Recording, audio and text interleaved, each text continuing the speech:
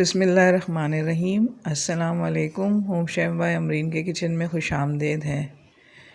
सब्ज़ियां घर में हर किसी को नहीं पसंद होती हैं, लेकिन इसको बनाने का तरीका आना चाहिए। अगर इसको आप मज़ेदार तरीके से बनाएं तो इंशाल्लाह घर में ये सबको पसंद आएंगी।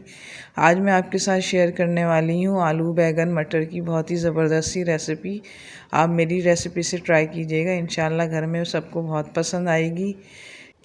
किसी भी सब्ज़ी को बनाने के लिए एक बात का पहले आप ख़याल रखिएगा कि सब्ज़ियों को पकाने में पानी का इस्तेमाल कम करें और स्पाइसेस लाइट रखें, तो ये बहुत मज़े की बनती है। तो आए देखते हैं रेसिपी आपको देखते हैं किस तरह से बनने जा रही है। तो मैंने सबसे पहले एक पैन में ऑयल डाल लिया थोड़ा सा, तकरीबन 1/4 कप के करीब या इससे थोड़ा कम। और इसके बाद मैंने एक दरमियाने साइज़ की प्याज ली और उसको स्लाइस कर लिया। अब इस प्याज को अच्छी तरह से फ्राई करना है, लेकिन इसको लाल नहीं करना, बल्कि सिर्फ हल्का सा ये ट्रांसपेरेंट होगी। इसके अंदर फिर मैंने साबुत ज़ीरा शामिल कर दिया 1 टीस्पून के करीब, और साबुत ज़ीरे को इसमें फ्राई कर लें थोड़ी देर के लिए। जब ये थोड़ा सा ब्राउन हो जाएगा तो इसके अंदर मैंने अदरक लहसुन का पेस्ट शामिल किया और उसको थोड़ी देर के लिए सौते कर लूँगी। इतना देर पकाना है इसको कि इसका कच्चापन ख़त्म हो जाए, महक इसकी ख़त्म हो जाएगी। और फिर इसके अंदर ही मैंने तकरीबन 1 कप के करीब ये मटर शामिल कर लिए हैं। मटर मेरे पास पूरा सीज़न में फ्रीज़ होते हैं, तो मैंने इसको पहले इसके अंदर अच्छी तरह से तेल में फ्राई कर लेना है ताकि इसकी जो भी महक हो वो ख़त्म हो जाएगी।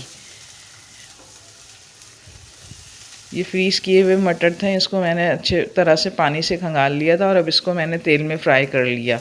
और अब इसके बाद इसके अंदर बाकी मसाले शामिल करते हैं, जिसके अंदर सबसे पहले टमाटर और ये शिमला मिर्च मैंने एक छोटी सी काटी थी और 2 दरमियाने साइज़ के टमाटर थे, चॉप कर लिया। अब इसको इसी तेल के अंदर अच्छी तरह फ्राई करूँगी इतनी देर कि टमाटर सॉफ्ट हो जाएँ, क्योंकि टमाटर अगर खड़े रहें साबुत तो वो अच्छे नहीं लगते हैं। इसको इतनी देर इसमें पका लें कि ये थोड़े से मैश हो जाएंगे। फिर अब इसके बाद इसमें थोड़ी सी मैंने ये हल्दी पाउडर डाला और साथ ही क्रश रेड चिल्ली डाल दी थोड़ी सी, और नमक अपने जायके के हिसाब से। मिर्ची और नमक मैंने जैसे कि आपको अपनी रेसिपी में बताती रहती हूँ कि अपने टेस्ट के हिसाब से आप कम और ज़्यादा भी कर सकते हैं। और अगर आप रेड चिल्ली नहीं डालना चाहते तो इसकी जगह आप हरी मिर्चें भी डाल सकते हैं।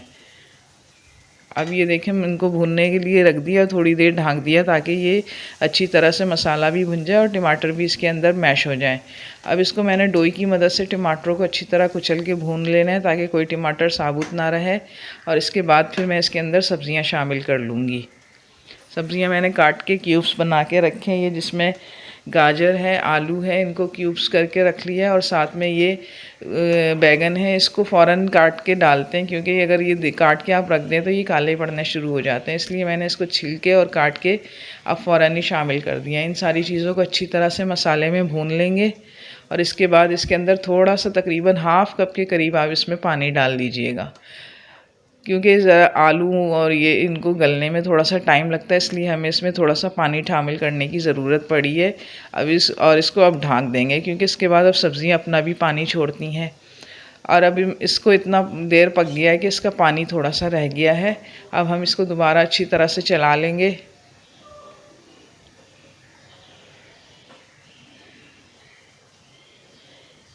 अभी थोड़ा पानी इसके अंदर बाकी है, तो इसको थोड़ी देर के लिए हमने और पकाना है अच्छी तरह से।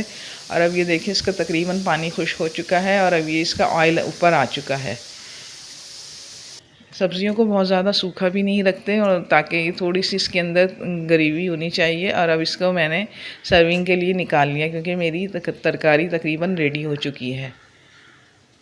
अब इसको हम सर्व करेंगे। आप इसको दाल चावल के साथ, चपाती के साथ, जिसके साथ भी आपको अच्छा लगे इसको सर्व कर लें। ये मज़ेदार सी आलू बैंगन मटर की रेसिपी तैयार हो चुकी है। आप इसको ट्राई ज़रूर कीजिएगा इंशाल्लाह, और अपने फीडबैक से मुझे आगाह कीजिएगा, ताकि इसी तरह मुझे आगे भी मोटिवेशन मिलती रहे और मैं आपके लिए मज़े मज़े की रेसिपीज़ तैयार करती रहूँ।